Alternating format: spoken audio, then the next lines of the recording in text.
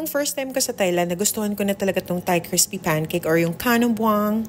Crispy pancake siya na pwedeng lagyan ng savory or ng sweet na toppings. Dito to sa May Yaowarat, nakita namin si ate nagpe-prepare so na-entice kami and bumili na rin kami. Panoorin natin kung paano i-prepare ni ate yung mga Kano Buang na to. Nakaka-amaze yung technique na ginamit ni ate.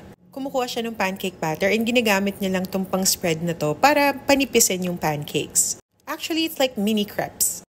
Tapos, she would fill that in with the cream. And regardless kung savory or sweet yung orderin mo, parehas na cream yung ginagamit.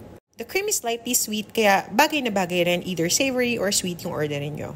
And then after that, lalagyan nyo ng toppings kung sweet or savory. I believe the toppings are egg yolks. Itong mga orange ones are the savory, and then yung yellow na nasa dulo is the sweet one.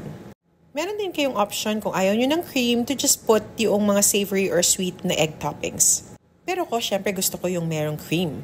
Nakaka-amaze yung artistry ng paggawa nitong dish na to. And you could really tell sa precision ni ate na matagal niya nang ginagawa to. Okay, so sige, tikman na natin. Itong tinitikman ni ate is yung sweet variant. Very subtle yung flavors ng cream pero malalasahan mo may pagka-fruity yung toppings na egg. So bibigyan natin to ng 4 na subo. Syempre tinikman din natin yung savory. Nalasahan ko na may pagka-shrimpy yung taste niya pero very subtle and not overpowering. So para sa akin, bibigyan ko siya ng 3 subo. I highly recommend yung Kano Buang as a street food na dapat nyong i-try pag nagpunta kayo sa Thailand. It's a traditional Thai street food and may pagka-unique yung flavors niya kaya you have to try it. So follow us for more food and Thailand adventures. Yun lang, bye!